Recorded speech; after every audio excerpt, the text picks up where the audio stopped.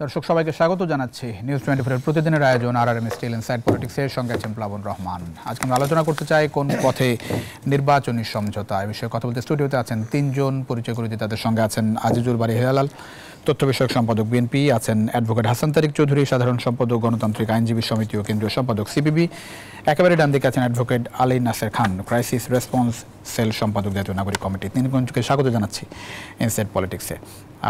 আজিজুল বারী হেলাল, আপনাকে দিয়ে শুরু করতে চাই। একটা ছাত্র নেতাদের সঙ্গে এবং সরকারের কয়েকজন উপদেষ্টাদের সঙ্গে বিএনপির এটাকে আসলে কি বলবো, ধরেন আসিফ নজরুল একটি স্ট্যাটাস দিয়েছেন, তিনি যেটি বলছেন যে আইন উপদেষ্টা বলছেন যে বিএনপির সঙ্গে ছাত্র নেতাদের গণঅভ্যুত্থানের শরিকগুলোর মধ্যে কোনো দূরত্ব ভুল বোঝাবুঝি কাম্য নয়। যেটি চলছে, যেটি দেখছেন, এটা কি দূরত্ব ভুল বোঝাবুঝি, আপনি কিভাবে দেখেন? না, এগুলো আমি কোনো দূরত্ব বা ভুল বোঝাবুঝির কিছু আমি মনে করি না। আমি মনে করি যে নিরপেক্ষ সরকার ইস্যুতে পলিটিক্সে এরকম তর্ক বিতর্ক থাকলে জি আপনার ডেমোক্রেসি আরো ফাইনেস্ট হয়, ডেমোক্রেসি আরো ভাইব্রেন্ট হয়। কিন্তু বক্তব্য যেটা, সেটা হলো যে এখন বাংলাদেশে যে অবস্থার সৃষ্টি হয়েছে, বিশেষ করে নির্বাচনকে প্রতিবন্ধকতা করবার জন্য, গণতন্ত্রকে রুদ্ধ করবার জন্য, এটা কিন্তু স্পেকুলেশন থেকে বলছি, যেহেতু বিভিন্ন রকম সিনড্রোম দেখা দিচ্ছে। যেমন একটা কথা বলি, আমরা বললাম যে সরকারের থেকে নির্বাচনে করলে সরকার তার নিরপেক্ষতা হারায়। এই কথা থেকে আর ভালো কথা কি হতে পারে আপনি বলেন? না, এই কথা থেকে আর ভালো কথা কি হতে পারে? সরকারের থেকে নির্বাচনী দল, রাজনৈতিক দল করলে আমরা কোনো প্রতিবাদও করিনি, কোনো বক্তব্য করতেই পারে। রাজনৈতিক দল করার জন্য কোন পজিশন থেকে করলে এটা ম্যাটার করে না। বিএনপি বারবার বলছে, বিভিন্ন জায়গা বলছে, আজকেও আইন উপদেষ্টা যেটা বললেন এরকমই একটা কথা। কিন্তু এখন আপনি যদি সরকারের থেকে নির্বাচনে অংশগ্রহণ করেন, তাহলে কি সেই সরকারের নিরপেক্ষতা থাকে? না, সেটা কে করছে? সরকার থেকে নির্বাচনে অংশগ্রহণ কে করছে? সরকার থেকে রাজনৈতিক দল কে করছে? তাহলে আমি আমাদের উপদেষ্টা নাহিদ, এই আমাদের মহাসচিবের এই বক্তব্য রিঅ্যাক্ট করার কেন দরকার? রিঅ্যাক্ট করার কেন দরকার? অরাজনৈতিক চিন্তা ভাবনা থেকে, একটা হুইমজিক্যাল চিন্তা ভাবনা থেকে, পলিটিক্সের ইম্যাচুরিটি থেকে আমার মনে হয় এই সমস্ত উপদেষ্টা থাকাকালীন এটি রিঅ্যাকশন উনি দিতে পারেন না। না, রিঅ্যাকশন তো আপনি বলছেন যে 111 এর প্রতিধ্বনি শোনা যায়। এটার সাথে 111 এর কি সম্পর্ক হলো? কারণ 111 এর সবচেয়ে বেশি ক্ষতিগ্রস্ত হয়েছে বাংলাদেশ এবং বিএনপি, তাই না? সুতরাং এরকম 111 এর একটা প্রতিধ্বনি তো আমরা কখনোই কামনা করতে পারি, এটা বোঝা উচিত। আর তাছাড়া 111 যে সমস্ত কুশীলব 111 যারা তৈরি করেছিল, তারা তো আপনাদের সাথে রয়েছে, আপনাদের উপদেষ্টা পরিষদে রয়েছে না, তারা আপনাদের বিভিন্ন প্রশাসনে রয়েছে না, আপনি ফ্যাসিবাদের বিভিন্ন লোকজনও রয়েছে, 111 এর লোকজনও রয়েছে। সুতরাং আমরা তো কখনো 111 সরকারকে তখনও সমর্থন করিনি, এখনো সমর্থন করি, বাংলাদেশের লোকও সমর্থন করে না। আমরা বললাম নির্বাচনে অংশগ্রহণ করলে বা নির্বাচন করলে সরকারের থেকে, আপনি বলেন সরকারের থেকে যদি তারা নির্বাচনে অংশগ্রহণ করে, তো সেই সরকার তার কার্যকরিতা হারায়। এর সাথে 111 এর কি সম্পর্ক? এই জন্য বলছি যে রাজনৈতিক অদূরদর্শিতার জন্য যে কথাটি বলছে আসিফ নজরুল স্যার ঠিকই বলছে, আমাদের একটা গ্রেট ঐক্যের দরকার। কিসের ভিত্তিতে ঐক্য? যে to restore the democracy and to strengthen the democracy and to select the right to the vote and right to choose our leader by voting. এটা এখন গুরুত্বপূর্ণ, কারণ একটি অরাজনৈতিক সরকার, একটি রাজনৈতিক শূন্যতা যদি তৈরি হয়, তাহলে বিভিন্ন রকমের ষড়যন্ত্র সেখানে হয়, সেটা আপনি দেখছেন। অনেকে বলছেন আপনারা যে আমরা কি এত গত এত শ্রম দিলাম শুধু নির্বাচনের জন্য। কথাটা কিন্তু একটি ঠিক, আসলে তো নির্বাচনের জন্য, কারণ কি 17 বছরে মানুষ তো ভোট দিতে পারেনি, এটা আপনি আমার কথাটা শুনুন।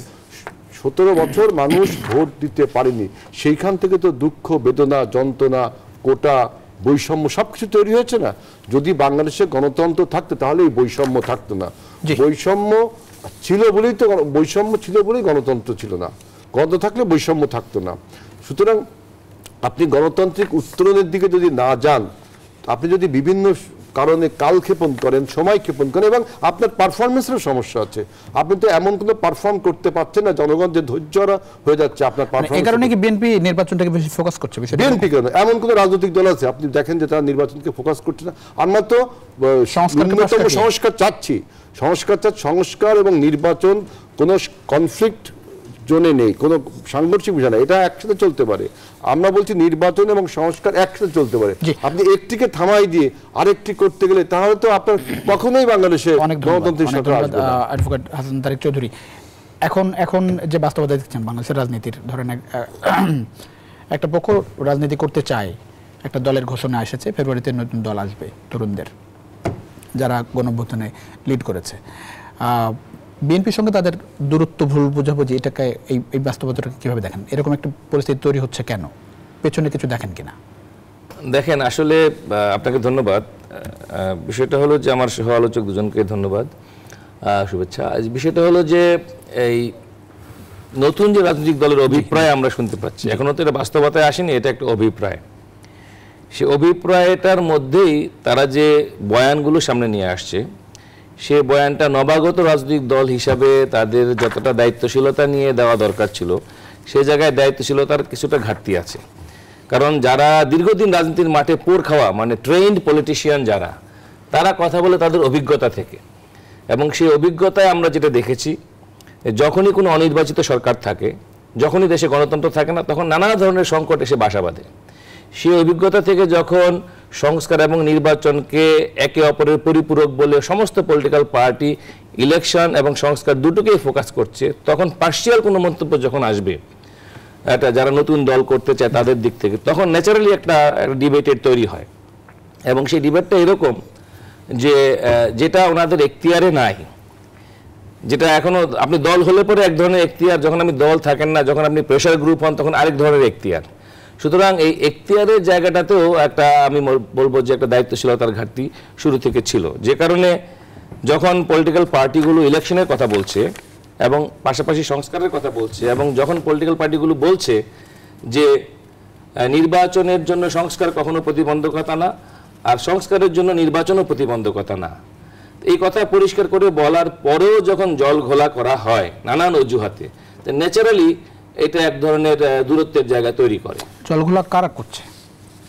জলঘোলা দুদিক থেকেই আছে। যেমন ধরেন যে পলিটিক্যাল পার্টিগুলোর মধ্যেও কারো কারো রেসপন্স এমন যে তারা হয়তো তরুণদের সেই স্পিরিটটাকে, যেই পরিবর্তনের আকাঙ্ক্ষা থেকে একটা আবেগের জায়গা থেকে যে কথাগুলো বলা হয়, সেই আবেগটাকে হয়তো ধারণ করার ক্ষেত্রে একটা ঘাটতি থাকে, সেই ঘাটতি থেকে এক ধরনের জলঘোলা হয়। আর যেটা আমি আগেই বলেছি যে যারা নতুন দল করতে চায়, তারা তাদের ভবিষ্যৎ রূপরেখা, অর্থাৎ যে নির্বাচন নিয়ে যখন এত কথা হচ্ছে, সেই নির্বাচনের রোডম্যাপ প্রসঙ্গেও তাদের কোনো দায়িত্বশীল মন্তব্য পাওয়া যাচ্ছে না। কেউ কেউ বলছেন আগে ফ্যাসিবাদের দোসরদের বিচার হবে, ফ্যাসিবাদীদের বিচার হবে, তারপরে নির্বাচন। কেউ কেউ বলছে সংস্কার না করে কোনো নির্বাচনই নয়। এই যে এক্সট্রিম পয়েন্টে যে চলে যাওয়া, এক্সট্রিমিজমটা সবসময় কিন্তু আলোচনার রাস্তাটাকে বন্ধ করে দেয়। অনেক ধন্যবাদ। আলী নাসির খান, এই যে ধরেন মানে 5 আগস্টের পরে যে ঐক্যবদ্ধ বাংলাদেশ আমরা দেখেছি, 5 আগস্টের আগে পরে, এখন সেই বাস্তবতাটা কেমন, কেন এখন এই যে ফাটল বলি, ভুল বোঝাবুঝি বলি, দূরত্ব বলি, এটিকে আপনি আসলে কিভাবে ব্যাখ্যা করবেন? আর 2 নম্বর হচ্ছে যে এটি কি ধরেন নির্বাচন সামনে রেখে ক্ষমতা, এই বিষয়গুলোর কারণে কি এরকম একটা পরিস্থিতি তৈরি হচ্ছে কিনা? দেখুন, 5 আগস্টে বাংলাদেশে একটি গণঅভ্যুত্থান হয়েছে, যার মধ্যে একটি বিপ্লবী স্পিরিট বা বিপ্লবী সত্তা ছিল, যেটি এখনো সক্রিয়। 5 তারিখের পরে যখন অন্তর্বর্তীকালীন সরকার দায়িত্ব নিলেন, এবং অপরাপর রাজনৈতিক দলগুলো তো মাঠে আগেও সক্রিয় ছিলেন, এখনো সক্রিয় আছেন, তো এখনই তো পলিটিক্স করছেন। তো রাজনীতি যারা করবেন, রাজনৈতিক দল, তাদের ভিন্ন ভিন্ন মত থাকবে। আপনি দেখুন যে জাতীয় ঐক্যমত্যের ব্যাপার যেগুলো বলছি, আমরা ন্যাশন বিল্ডিং প্রসেসের কথাই বলি, ইনস্টিটিউশনগুলোকে আরও শক্তিশালীকরণের কথা বলি, নির্বাচনের কথা বলি, প্রত্যেকে কিন্তু একমত যে বেসিক যেই রিফর্মগুলো সেগুলো যাতে হয়, কিন্তু এটা ওয়েটা ভিন্ন ভিন্ন, অনেক অনেক পদ্ধতির কথা বলছেন। এবং আপনারা দেখতে পেয়েছেন যে আমরা বারংবার যদিও বলছি যে ঐক্য বিনষ্ট হচ্ছে ইত্যাদি হচ্ছে, কিন্তু আমরা রাজপথে কিন্তু দেখেছি যে আওয়ামী লীগের এবং এই ফ্যাসিবাদের মোকাবেলায় ছাত্ররা এবং জনতা এবং রাজনৈতিক দলগুলো ঐক্যবদ্ধ রয়েছে। এবং আমরা আলাপ আলোচনায় কোনো ফর্মাল জায়গা থেকে বলতে শুনছি না যে আমরা রিফর্ম চাই না বা এই গণহত্যার বিচার চাচ্ছি না বা আমাদের মধ্যে বোঝ ব্যবস্থার ঘাটতি থাকা উচিত, এই ধরনের আলাপ আলোচনা আমরা পাচ্ছি না। একটা বিষয় আইন উপদেষ্টা স্ট্যাটাস দিয়েছেন, সেখানে তিনি বলছেন যে এটি গণহত্যাকারী, মানে যে ভুল বোঝাবুঝি দূরত্ব উনি দেখছেন, ভুল বোঝাবুঝি কাম্য নয় বলেছেন, তার মানে উনি কিছুটা দেখছেন এখানে। গণহত্যাকারী আওয়ামী লীগের নেতাকর্মী ও তাদের দোসরদের কতটা উৎসাহিত বেপরোয়া করে তুলতে পারে তার কিছুটা প্রমাণ এই কয়েকদিনে আসলে দেখা গেছে। সরকার থাকছে না, প্রধান উপদেষ্টা ফিরবেন না, অনেকে দেশ ছেড়ে পালাচ্ছেন, মানে এই বিষয়গুলো আসলে মাথায় থাকছে কিনা আমাদের রাজনীতিবিদদের কিংবা যারা ছাত্র নেতারা আছেন?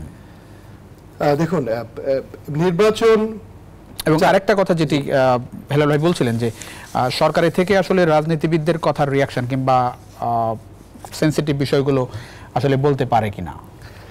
দেখুন, এই সরকারটি কিন্তু গণ-অভ্যুত্থানের সরকার, এটাকে 90 দিনের কেয়ারটেকার গভর্নমেন্ট ভাবলে পরে আমাদের মনে হয় যে একটু ভুল রিডিং আসবে। তো নাহিদ ইসলাম যেটি বলেছেন, আমি মনে করছি এটিও যেমন ডেমোক্রেসির জন্য জরুরি, মির্জা ফখরুল ইসলাম আলমগীর যেটি বলেছেন সেটিও ডেমোক্রেসির জন্য জরুরি। শুরুতে এটি তো হয়েছে যে আপনার গভর্নমেন্ট ফর্ম করার আগেই আমরা দেখেছি অ্যাটর্নি জেনারেল অ্যাপয়েন্টমেন্ট হয়ে গেছে, বড় ধরনের অ্যাপয়েন্টমেন্ট হয়েছে, এবং আমাদের যারা রাজনৈতিক বন্ধু, বড় স্টেক হোল্ডার যারা, তাদের পক্ষ থেকে কিন্তু গভর্নমেন্ট ফরমেশনে এবং বিভিন্ন দায়িত্বশীল পর্যায়ে যেগুলো আমরা দেখেছি সেখানে তাদের এক ধরনের মতামত ছিল। তো এখন আপনি যে স্ট্যাটাসের কথা ধরে বললেন, সেক্ষেত্রে তো আমরা খুব বড় ধরনের কন্ট্রাডিকশন দেখছি না, বরঞ্চ এটি দেখতে পাচ্ছি যে বড় রাজনৈতিক দলগুলোর পক্ষ থেকে আরো এগিয়ে আসা উচিত, ডায়ালগগুলো আরো স্মুথলি হওয়া উচিত।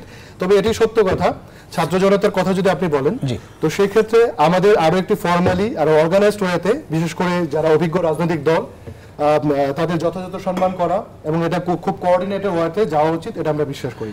এই যে ধরেন আপনি ডায়ালগ শব্দটা বললেন, রাজনীতিবিদদের, আমি যে কটা টকশো করেছি বেশিরভাগ রাজনীতিবিদদের অফ রেকর্ড বা অন রেকর্ডে একটা অভিযোগের জায়গা হচ্ছে সরকারের পক্ষ থেকে কিংবা মানে যে কোনো ফরম্যাটে আসলে এই আলোচনাটা, ডায়ালগটা ঠিকঠাক মতো হচ্ছে না।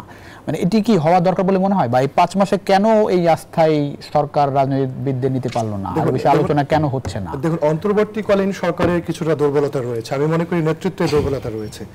তাদের যে কাজের গতি, আমরা কিছু জায়গায় খুব কচ্ছপ গতি দেখতে পেয়েছি, এটি সুস্পষ্ট। রাজনৈতিক দলগুলো কিন্তু বারংবার বলছে যে এটি জনগণের সরকার, আমরা সর্বতভাবে সাপোর্ট করি, সব বল থেকে, ডান বাম এবং সব বলয় থেকে। তো অন্তর্বর্তীকালীন সরকারে যারা আছেন তারা কিন্তু দল নিরপেক্ষ, দল নিরপেক্ষ মানুষ রাজনীতিও নিরপেক্ষ। তো একটা রাজনীতিবিদ যেভাবে কুইক রেসপন্স করতে পারেন, মানুষের কাছে যেতে পারেন, সে আকাঙ্ক্ষার কথা বুঝতে পারেন, এই ক্ষেত্রে তাদের কিছুটা ঘাটতি থাকলেও যেহেতু রাজনৈতিক দলগুলোর সহযোগিতা রয়েছে এবং ইনস্টিটিউশন যারা মতামত তৈরি করেন, নাগরিক সংগঠন, সবার সহযোগিতা রয়েছে, আমরা মনে করছি তাদের আদৌ এম্পাওয়ার্ড ফিল করা উচিত। এবং দেখুন, আমরা যে জুলাই গণঅভ্যুত্থানের ঘোষণাপত্র নিয়েও সরকার পক্ষ থেকে যে ধরনের বক্তব্য শুনেছি, এটা আরো সুস্পষ্ট হতে পারত। এবং যখন জাতীয় ঐক্যমত্যের বিষয়ে বিভিন্ন ধরনের ইনভিটেশন পাঠানো হয়, আমরা মনে করছি সরকারের সে সক্ষমতা রয়েছে, এটি খুবই ফর্মালি হওয়া উচিত। কারণ রাজনীতিবিদরা কিন্তু এই সমাজের দর্পণ, মানুষের আশা আকাঙ্ক্ষার কথা রাজনীতিবিদদের মুখ দিয়ে আপনার এটি প্রচারিত, এবং রাজনৈতিক দল কিন্তু এই রিপ্রেজেন্টেশনটা করে। তো সেক্ষেত্রে আমরা মনে করছি যে রাজনৈতিক দলগুলোর সাথে আরো বেশি সখ্যতা বাড়ানো উচিত, তাহলে পরে এই সরকারের কাজের গতি আরো বাড়বে। আমরা যে বেসিক সংস্কারের কথা বলছি, যেটা হচ্ছে ধরেন প্রিলিমিনারি, মধ্যমেয়াদী এবং দীর্ঘমেয়াদী, সেক্ষেত্রে রাজনৈতিক দলগুলো সরকারকে সহযোগিতা করতে হবে। এবং আমি এটি বলে রাখতে চাই যে দেখুন, সংস্কার কমিশনগুলো সুপারিশমালা দিচ্ছে, এই সুপারিশমালাগুলো সরকার বা অন্য রাজনৈতিক দলগুলো মানতে বাধ্য না।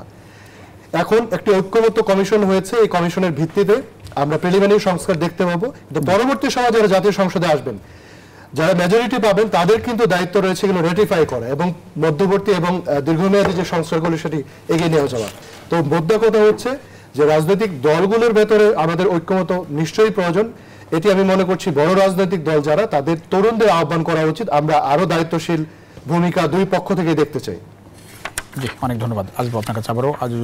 বাড়ি হেলাল, আমি একটু জানতে চাই যে আজকে আইন উপদেষ্টাও ফর্মালি কথা বলেছেন, পরিবেশ উপদেষ্টাও কথা বলেছেন, এবং সেখানে স্পষ্টভাবে বলেছেন যে নির্বাচনের সময় অন্তর্বর্তী সরকার যথেষ্ট নিরপেক্ষ থাকবে। পাশাপাশি নিরপেক্ষ সরকার ইস্যুতে বিএনপির দাবিকে রাজনৈতিক বক্তব্য হিসেবে তিনি দেখছেন। ঠিক আসলেই নিছকই রাজনৈতিক বক্তব্য, নাকি অন্য কোনো আলামত কিংবা অন্য কোনো কিছু? আপনি বলছিলেন যে বিভিন্ন আলামত, বক্তব্য, সিম্পটম দেখে এসব বক্তব্য এই সরকারের বিভিন্ন কাজ, বিভিন্ন বক্তব্য দেখে কি মনে হয় এটা দল নিরপেক্ষ সরকার? কোন দিক থেকে মনে হচ্ছে না? বিভিন্নভাবে আমরা দেখলাম, বিভিন্ন আইডিওলজি, রাজনৈতিক আইডিওলজি, বিভিন্ন রাজনৈতিক কর্মসূচি, রাজনৈতিক ফিলোসফির উপর তাদের একটি পক্ষপাতদুষ্ট বক্তব্য আমরা বিভিন্নভাবে দেখেছি।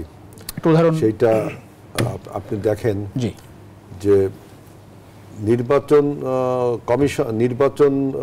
কমিশনে আপনার বলছে যে নির্বাচন কমিশন বলছে যে আপনার যে ভোটার লিস্ট হালনাগাদের কথা যেমন দেখলেন 1.5 বছর একটা কথা ফট করে বলে ফেললো, সেখান থেকে সরে আসলো এখন 6 মাস, এখন সরে আসলো 3 মাস। যে কথাটা বিএনপি প্রথমেই বলেছিল, অন্য অন্য রাজনৈতিক দল কিন্তু এই কথাগুলো বলেছিল যে ভোটার লিস্ট নাগাদ 1.5 বছর লাগবে।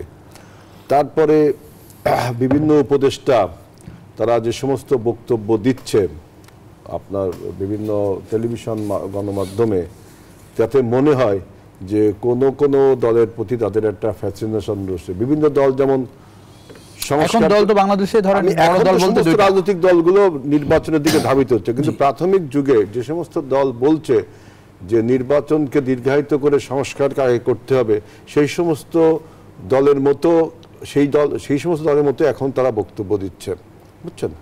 আর আপনার ভোটার লিস্টে যেমন 21 বছরের একটা টার্ম এনেছে, দেখেন এই তরুণদের প্রতি আমাদের সবারই আকর্ষণ রয়েছে, কিন্তু এই 21 বছর তো আর কেউ দাবি করেনি।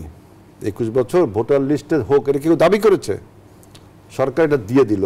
তখন বোঝা যায় যে এটা তো রাজনৈতিক দলের ঐক্যমত ছাড়া হচ্ছে না। আমি কিন্তু দলগুলোর ঐক্যমত ছাড়া তো এগুলো হচ্ছে না, কিন্তু সরকার তো দিয়েছে এটা। সরকার বলতে এই দাবিটা কিন্তু কেউ করেনি। আমরা কিন্তু 21 বছরের বিপক্ষে না। 21 বছর হলে আমরা বিপক্ষে 10% যে কোটা দিয়েছে 21 বছরের পরে ম্যান্ডেটরি পত্রে, আমরা ওইটার বিপক্ষে। এটা কি মানে কোন পক্ষকে সুবিধা দেওয়ার জন্য তাই বলছেন? এটা কি অ্যাপারেন্টলি তাই মনে হয় না? মানে কাদের তরুণ দল এদের সুবিধা দেওয়ার জন্য রাজনৈতিক দলকে, নতুন রাজনৈতিক দলগুলো মনে করেন তারা নতুন রাজনৈতিক দল ফর্ম করতে গেলে তাদের যে সময় লাগবে, সেই সময় কেন করছে? এই সময়টা তাদের দেওয়ার জন্য, তাই না? তারপরে বিভিন্ন ইস্যুতে এই সময়টা তো সংস্কারের জন্য বলা হচ্ছে। সংস্কারের কথা কি বিএনপি বলেনি, অন্য রাজনৈতিক দলগুলো বলেনি?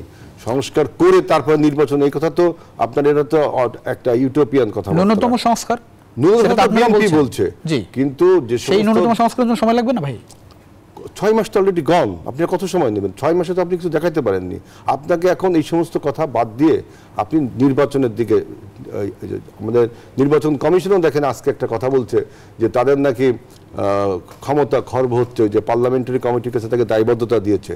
অর্থাৎ নির্বাচন সংস্কার কমিশনের বিরুদ্ধে আপনার নির্বাচন কমিশন সরকারের সিদ্ধান্তের সাথে বিরোধিতা করতেছে।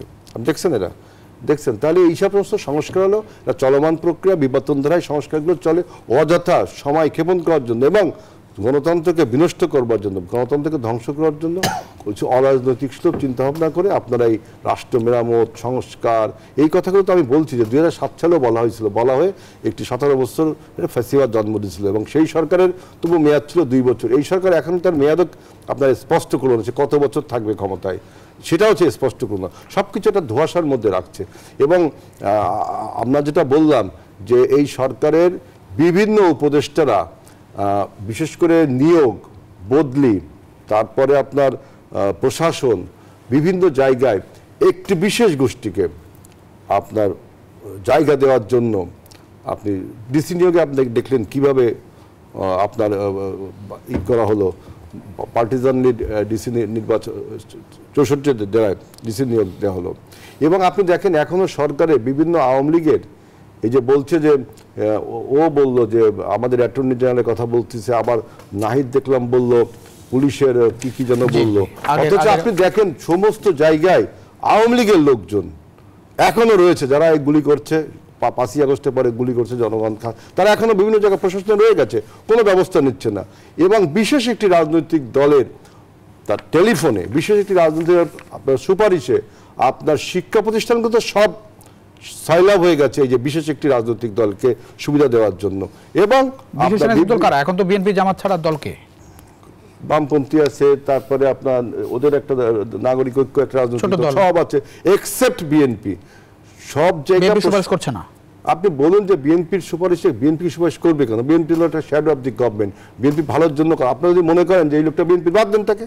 আমরা তো বলছি না প্রশাসন তাকে রাখেন, পুলিশ তাকে রাখেন, আপনারা তো তদবির করছেন। জামাত করছে এই কাজ, সবাই করছে এক্সেপ্ট বিএনপি, সবাই করছে এই কাজ করে প্রশাসনকে আপনার বিভিন্নভাবে। তারপরেও আমরা বলছি যে এখন বাংলাদেশের দরকার সবার ঐক্য। দেখেন আমরা ঐক্যের আপনাকে আসবো হাসান তারেক চৌধুরী, এই জায়গাটা একটু জানতে চাই, কোন রকম বিলম্ব দেখছেন কেন? মানে যেটি বলছিলেন যে নির্বাচন এর আগে এরকম নানা রকম সংস্কার বিষয় আসছে, আলটিমেটলি কাজ কিছু হয়নি, অ্যাসিড ফ্যাসিস্টের জন্ম হচ্ছে একটা নির্বাচনের মধ্য দিয়ে 2008 সালের কথা যতটুকু আমি বুঝি।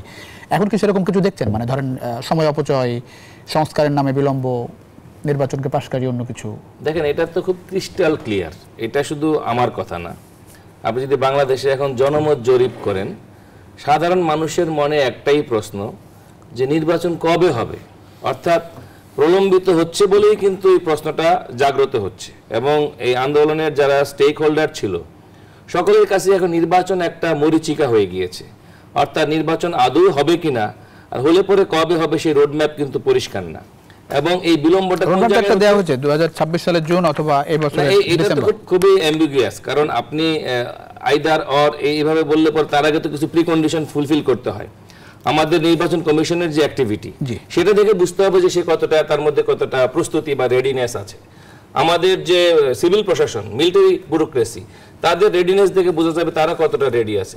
এবং উপদেষ্টারাও নির্বাচন নিয়ে এক একজন এক এক রকম কথা বলছেন।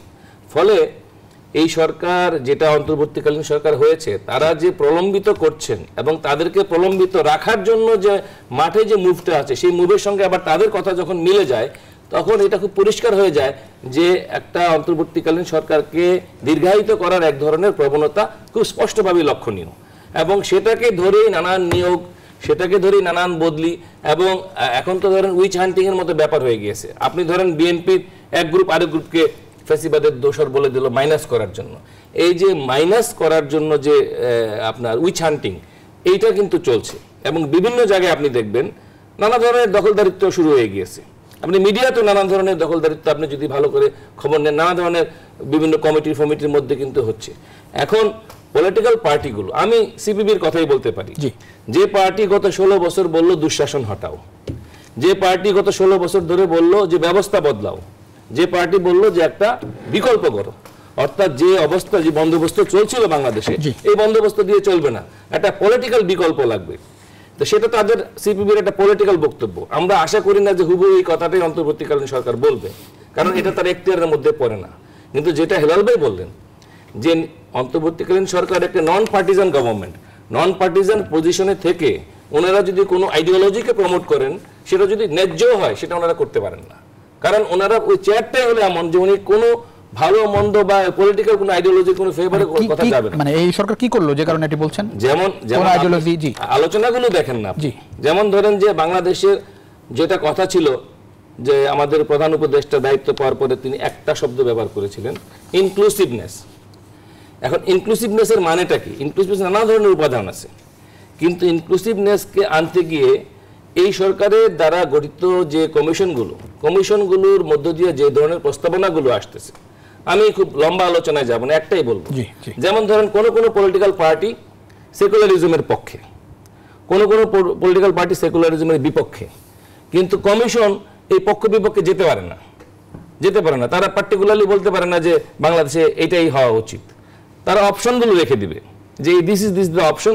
ভবিষ্যতে যে পার্লামেন্ট আসবে, নির্বাচিত সরকার, তারা যখন রেটিফাই করবে তখন তারা ঠিক করে নেবে যে সংস্কার কমিশনের এই অপশন থেকে আমরা কোনটা নিতে পারি। তারা কিন্তু কোনো অপশন রাখে নাই, তারা পার্টিকুলার। যেটি হচ্ছে যে এমনি যেটি বলা হচ্ছে যে এটা তো আলটিমেটলি তাদের একটা প্রপোজাল, এটা পরের গভর্নমেন্ট এক্সিকিউট করবে এবং মতানৈক্য কমিশনের পরে সংলাপ, তারপরে এটা বাস্তবায়নে যাবে। There should be options. আপনি এ অথবা বি দেখাই দিবেন আপনার প্রপোজালের মধ্যে, ইলেক্টেড গভর্নমেন্ট এ অথবা বি থেকে যে কোনো একটাকে বেছে নেবে, কিন্তু অপশন নেই, তাই বলছেন? আপনি অপশন রাখেন নাই, কারণ আপনি যদি অপশন না রাখেন, আমি যদি অপোজ করি, তাহলে কিন্তু আমি আন্দোলনের স্পিরিটের বাইরে চলে যাচ্ছি।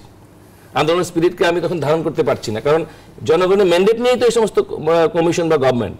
তা আমাকে তো চেষ্টা করতে হবে গভর্নমেন্ট যে স্পিরিটের মধ্য দিয়ে এসেছে অন্তর্বর্তী সরকার, সেটাকে আপহোল্ড করার, সেটাকে রেসপেক্ট করার। তো ওনারা তো রেসপেক্টের জায়গাটা রাখছেন না। একটা বিরতি নিয়ে ফিরছি দর্শক, ছোট্ট বিরতিতে যাচ্ছি।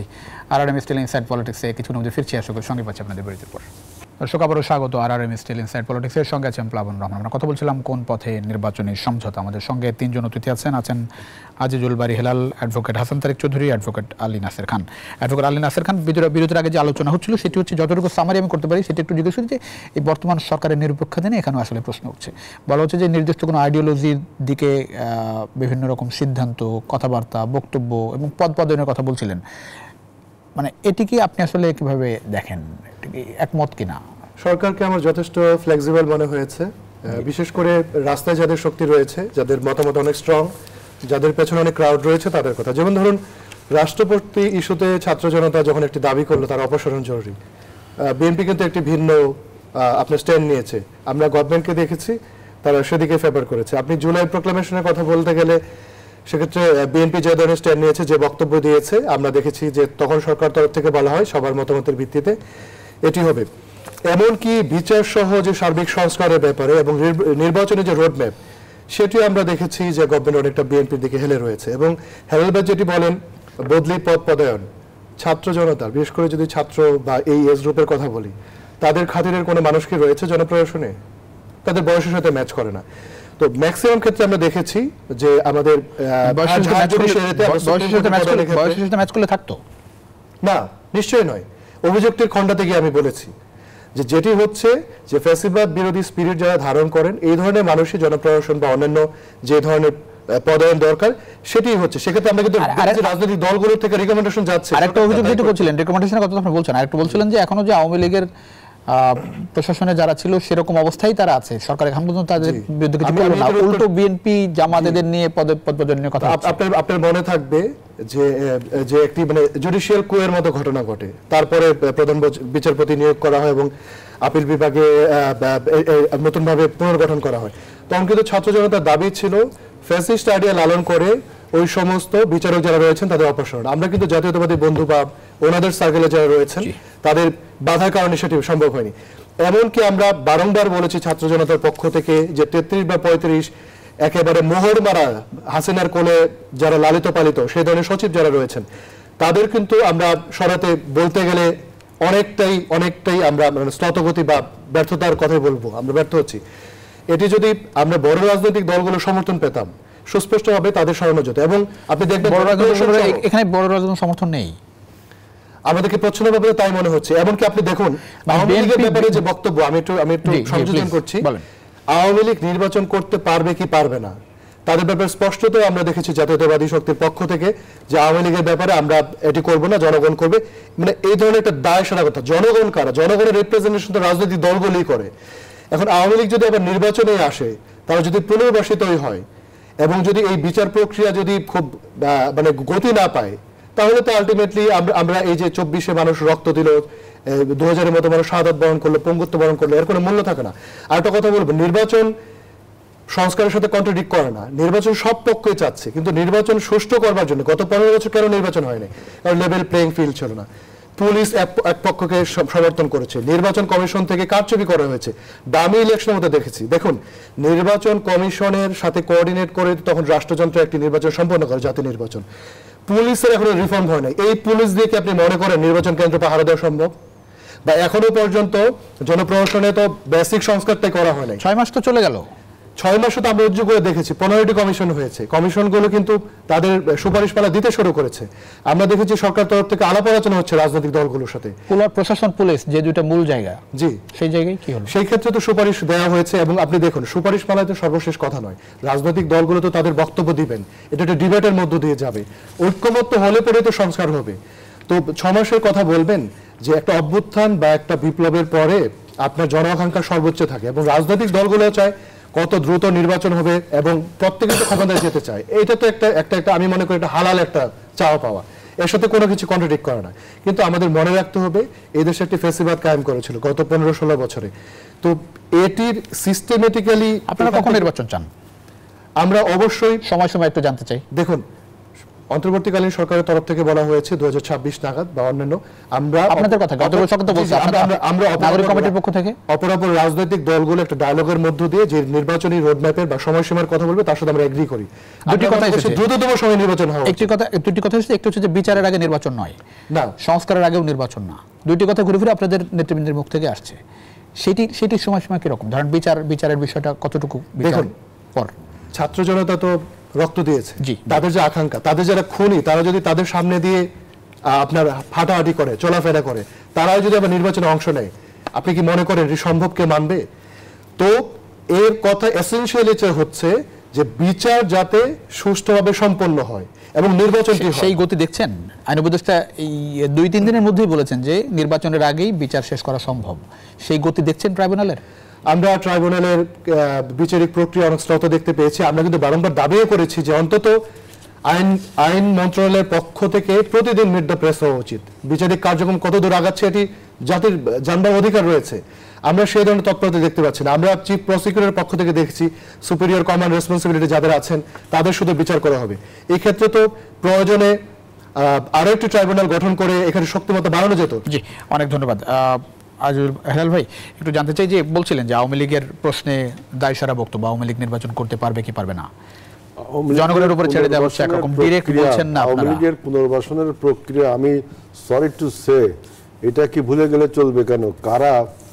আমরা কত প্রতিবাদ করলাম, এই কাউন্সিলরদের নিয়ে মিটিং করলো। আওয়ামী লীগের সব পলাতক, পরাজিত, পরাস্ত কাউন্সিলরদের নিয়ে বিভিন্ন জেলায় জেলায় মিটিং। আমরা বললাম, সেখানে তো আপনাদেরও প্রতিনিধি ছিল। আমাদের কোথায় আমাদের প্রতিনিধি ছিল?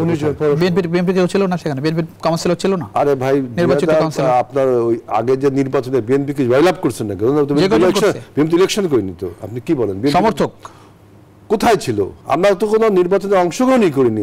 অর্থাৎ যারা নির্বাচনে অংশগ্রহণ করেছিল আওয়ামী লীগের, সেই সমস্ত কাউন্সিলরদের নিয়ে মিটিং করে আবার বলে এ হলো কম অপরাধ করেছে, এ মাইল্ড অপরাধ করেছে, এ বেশি অপরাধ করেছে। অর্থাৎ কত সুন্দর ডিকটেট করে বলছে যে এগুলো আমরা দেখছি না কিভাবে। লাইনটা বলছে, লাইনটাই আমি বলি কোট আনকোট, সেটা হচ্ছে যে আওয়ামী লীগ নির্বাচন করতে পারবে না। আমি সেটা বলছি তো, আমি এক এক করে বিএনপি ডাইরেক্ট বলছে না যে না উচিত না, পুনর্বাসনের ওই জনগণের উপর ছেড়ে দেওয়া। ওই সময় একটা আওয়ামী লীগের যে পলাতক যে সমস্ত কাউন্সিলরদের নিয়ে বৈঠক একটা। সেকেন্ড হলো যে দেখেন প্রশাসনের কথা বললাম যে আওয়ামী লীগদের কিভাবে পুনর্বাসন করা হচ্ছে। তৃতীয় হলো এই পুনর্বাসন কে সরকারই করছে? তো এই সরকার কে করছে? সব প্রশাসন নিয়োগকে অন্য কেউ, বিএনপি দিচ্ছে না, অন্য কেউ দিচ্ছে। ওই সরকার দিচ্ছে না তো, এই সরকারই করছে না। এই সরকার আওয়ামী লীগের পুনর্বাসন করছে। আওয়ামী লীগের যারা আপনার ডিসি, এসপি বা প্রশাসনের সচিব, এগুলো সব আওয়ামী লীগের, সবাই চিনে না এগুলোকে। আপনার তাদেরকে আবার আপনি প্রদান করছেন না। এখন কি সবার নাম ধরে সবাই জানে এটা? আচ্ছা, এখন দেখেন যে আরেকটা বলছেন যে আওয়ামী লীগকে আপনি নিষিদ্ধ করবেন। আওয়ামী লীগের উপর থেকে সবচেয়ে বেশি ক্ষতিগ্রস্ত, আওয়ামী লীগের দ্বারা ক্ষতিগ্রস্ত হয়েছে বাংলাদেশ এবং বিএনপি, এটা তো ঠিক।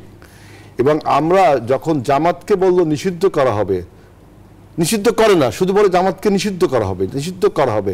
আর জামাতি কাট খেলে আওয়ামী লীগ অনেক দিন ব্যাটিং করে গেল রাজনীতিতে, এবং শেষ পর্যন্ত কি হলো? কিছুই করতে পারলো না।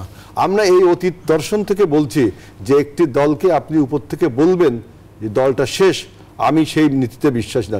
সমস্ত রাজনৈতিক দল যদি ঐক্যবদ্ধ হয় সেটা একটা বিষয়। আপনারা তো বড় পার্ট, এখন আমরা যত বড় পার্ট হই, বাংলাদেশে কিন্তু আরো রাজনৈতিক দল আছে, পার্লামেন্টে সেটা সিদ্ধান্ত হওয়া উচিত। কারণ সবকিছু পার্লামেন্টে রেটিফাই হবে। এই যে সংবিধান নির্বাচনে আওয়ামী লীগ আসবে বলে মনে হয়, মানে আসতে পারা উচিত নির্বাচনে। যদি আওয়ামী লীগকে আপনি ব্যান না করেন তা সে নির্বাচন করলে সমস্যা কি? শোনেন ভাই, একটা কথা শোনেন, যদি কোনো রাজনৈতিক দল, সে হয়তো আপনি দল হিসাবে তাকে ব্যান করবেন, অথবা দলের লোকজন যারা আপনার বিভিন্ন অপরাধে তাদেরকে আপনি ব্যান করবেন, তাই না? আপনি কোনো সিদ্ধান্ত না নিয়ে রাজনৈতিক দলগুলোর মধ্যে সিদ্ধান্ত ছেড়ে পিং পং বল খেলে একবার একে সমর্থন করবেন, একবার অমুক সমর্থন, তা হবে না। আপনাকে অ্যাকুরেট সিদ্ধান্ত, আপনি আওয়ামী লীগকে ব্যান করবেন কি করবেন না, এটা তো সরকার বলেছে যে এটা রাজনৈতিক সিদ্ধান্ত, দলগুলো সিদ্ধান্ত নেবে। এই সরকার তো আওয়ামী লীগকে নিষিদ্ধ করছে না, সেটা তো পার্লামেন্টে সিদ্ধান্ত নিতে হবে। পার্লামেন্টে গঠন করুন, আপনি তো পার্লামেন্ট গঠন করার আগে তো নির্বাচন হবে। পার্লামেন্টের আগে আপনি এই সিদ্ধান্ত নেন কিভাবে? এই সিদ্ধান্ত আপনি নেন কিভাবে?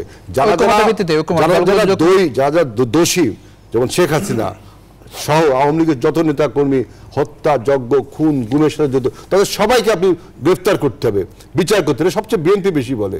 এখন দল হিসেবে তাদেরকে ব্যান করার কথা আমরাও বলেছি, কিন্তু আপনি সরকার কেন এই সিদ্ধান্ত নেয় না? আর সরকার যদি সিদ্ধান্ত না নিতে পারে, তাহলে পার্লামেন্ট, নতুন যে পার্লামেন্ট হবে সেই পার্লামেন্ট সিদ্ধান্ত নেবে।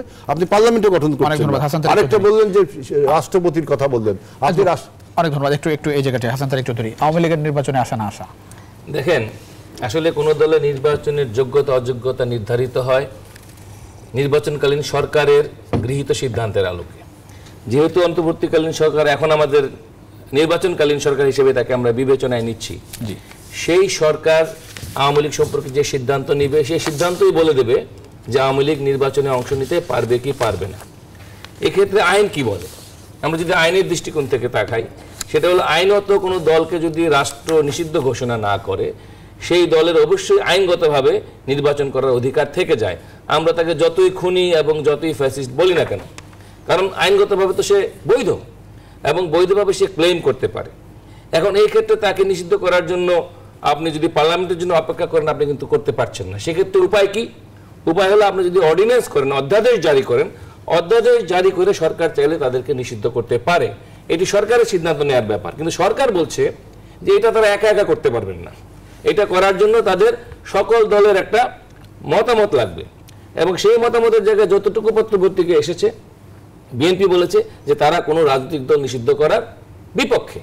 তার মানে এটা কিন্তু ওই আন্দোলনের একটা অন্যতম বড় স্টেক হোল্ডারের কথাতেই কিন্তু এটা নাকচ হয়ে যাচ্ছে। ফলে আপনি যদি ফ্যাক্ট অ্যান্ড সারাউন্ডিংস দেখেন, তাহলে কিন্তু দল হিসাবে কিন্তু আওয়ামী লীগ আপনার নিষিদ্ধ হচ্ছে না। আমার প্রশ্ন হলো, যদি সে নিষিদ্ধ না হয় তাহলে কি সে গণহত্যার দায় থেকে মুক্তি পাবে?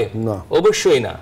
গণহত্যার জন্য যে রেসপন্সিবিলিটি, সেটা তাকে অবশ্যই নিতে হবে। যেমনটা আমরা দেখেছি যে, ভাই তো জানেন যে আমরা যারা এরশাদ স্বৈরাচারের বিরুদ্ধে আন্দোলন করেছিলাম, সেখানে যে ছাত্র হত্যা হয়েছিল, যে খুন হয়েছিল, এরশাদকে কিন্তু বিচার থেকে রেহাই দেওয়া হয় নাই, তাকে জেলে যেতে হয়েছে।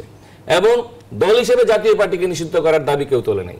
তারা বলেছে যারা খুনের সাথে, যারা নির্যাতনের সাথে জড়িত ছিল, তাদের দৃষ্টান্তমূলক বিচার হতে হবে।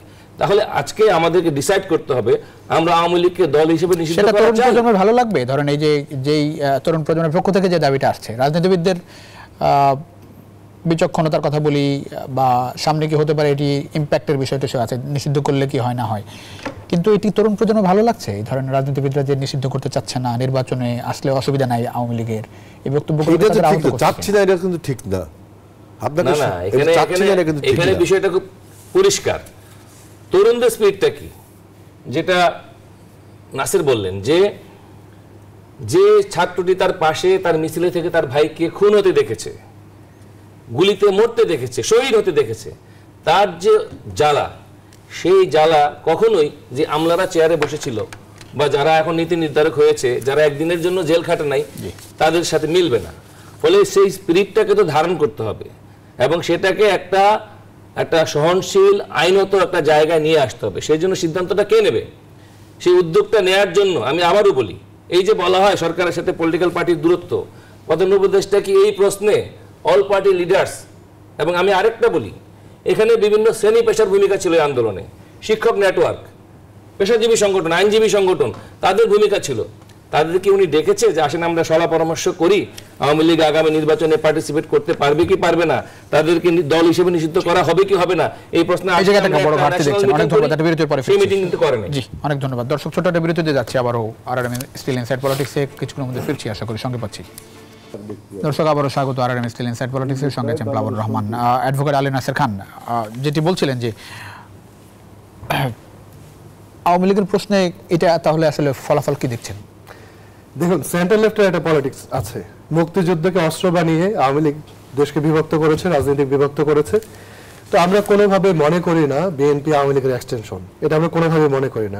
গত 16 বছরে যদিও জাতীয়তাবাদী দল এবং সেই বলয়টা গণ আন্দোলনে বারবার ব্যর্থ হয়েছে, আমরা দেখেছি ছাত্ররা এবং ছাত্র জনতা 2018 সালে কোটা সংস্কার আন্দোলন, ভ্যাট বিরোধী আন্দোলন এবং নিরাপদ সড়কের আন্দোলন এবং 2024-এর আন্দোলন সফল করেছে।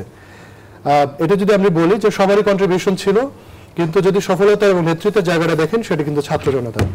এটি সম্ভব হয়েছে কেন জানেন? সততার কারণে। কারণ এই অংশটা সমাজে করাপ্ট হয়নি।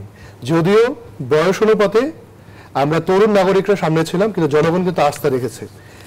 এটি কিন্তু আপনার মনে রাখতে হবে। এবং আওয়ামী লীগের ব্যাপারে দেখুন, ভারতের জাতীয় রাজনৈতিক দলগুলো কিন্তু একটা ঐক্যমত্যে পৌঁছেছে হাসিনার ব্যাপারে। যারা নির্বাচনে গত 16 বছর বাধা দিয়েছে, যে দিল্লি এবং প্রত্যেকটা নির্বাচন তারা আন্ডারমাইন করছে, তারাই কিন্তু দ্রুত কোনো সংস্কারবিহীন একটা নির্বাচন চাচ্ছে। ছাত্র জনতার পক্ষ থেকে একবারও বলা হয় না আমরা নির্বাচন চাইনি।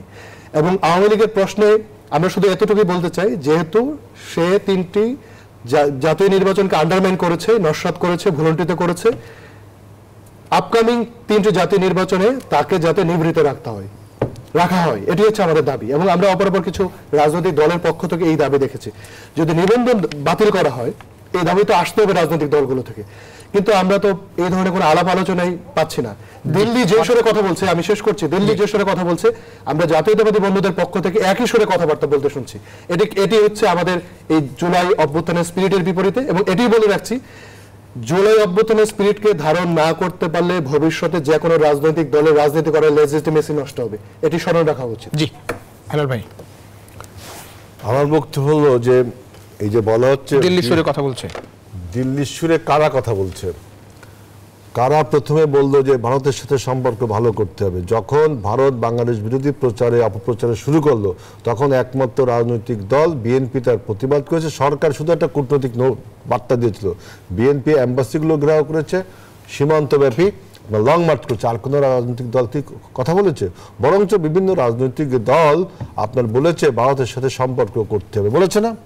আর একটা কথা বলছে যে বিএনপি আওয়ামী লীগের এক্সটেনশন নয়, কিন্তু এক্সটেনশন কিনা জানি না, আওয়ামী লীগের সমরূপ অপরাধের করেছে এমনও রাজনৈতিক দল এখনো বাংলাদেশে রয়েছে। আওয়ামী লীগ যে টাইপের অপরাধ করেছে এই রকম অপরাধ অন্যান্য রাজনৈতিক দলও করেছে। সুতরাং বিএনপি একমাত্র দল এই দেশের স্বাধীনতা এবং সার্বভৌমত্বের কোশ্চেন আনকম্প্রোমাইজিং থাকে। এবং দেখেন প্রতিটা এই যে গণ অভ্যুত্থানের স্পিরিট বিএনপি ধারণ করতে পারছে, গণ অভ্যুত্থানের বিএনপি ধারণ করছে। গণ অভ্যুত্থানের সূচনা হয়েছে সে 2011 সাল থেকে, অর্থাৎ 17 বছর ব্যাপী গণ অভ্যুত্থানের সূচনা হয়েছে এবং জমিনটা তৈরি করেছে বিএনপি। সুতরাং আপনি বলেন যে বিএনপি আওয়ামী লীগের এক্সটেনশন, আওয়ামী লীগ এবং অন্য একটি রাজনৈতিক দলের মধ্যে সমরূপতা আছে। অনেক ধন্যবাদ হাসান তারিক ভাই। নির্বাচন কি সব সমস্যার সমাধান দেখেন যে অবস্থা এখন? দেখেন, যে যত কথাই বলুক, আমরা তো বারবার বলি জনগণের ম্যান্ডেট। জনগণের ম্যান্ডেটের আসল জায়গাটি হলো ইলেকশন। আপনি 5 বছর অপেক্ষা করেন, 10 বছর অপেক্ষা করেন, শেষ কথা কিন্তু নির্বাচন। ওখানে আপনাকে যেতেই হবে। এটা যেহেতু একটা অনিবার্য পরিণতি, সেই অনিবার্য পরিণতিকে নিয়ে যারা টালবাহানা করবে এবং তাদের চালাকি করার চেষ্টা করবে এবং নানা ধরনের সাংঘর্ষিক বক্তব্য দিয়ে পরিস্থিতিকে বিলম্বিত করার চেষ্টা করবে, এটা বোঝা যাবে যে এটা জনগণের ম্যান্ডেটের বিরোধী। সুতরাং জনগণের ম্যান্ডেট চাইতে হলে পরে সম্ভাব্য দ্রুততম সময়ে ইলেকশন দিতে হবে। ধন্যবাদ দিতে হচ্ছে আপনাদের তিনজনকে এই রাতে আপনাদের মূল্যবান সময় নিউজ 24 দেওয়ার জন্য। দর্শক, এই ছিল আজকের ইনসাইড পলিটিক্স। দেখাবেন নিশ্চয় অন্য সময়। সে পর্যন্ত ভালো থাকবেন সবাই।